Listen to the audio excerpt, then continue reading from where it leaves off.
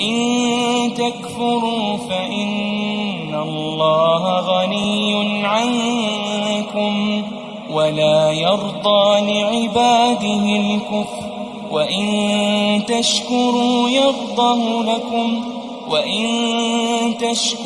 يرضه لكم ولا تزر وازرة وزر أخرى ثم إلى ربكم مرجعكم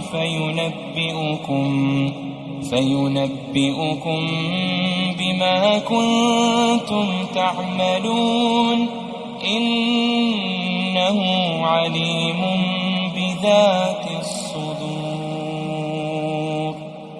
وإذا مس الإنسان ضر دعا ربه منيبا إليه ثم إذا خوله نعمة منه نسي ما كان يدعو إليه من قبل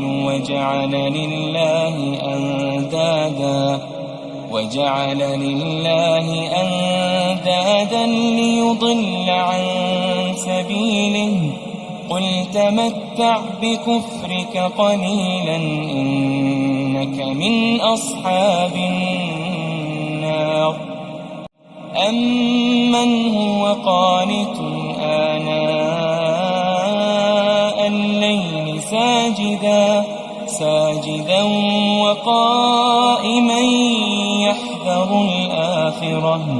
يحذر الآخرة ويرجو رحمة ربه قل هل يستوي الذين يعلمون والذين لا يعلمون إنما يتذكر أولو الألباب.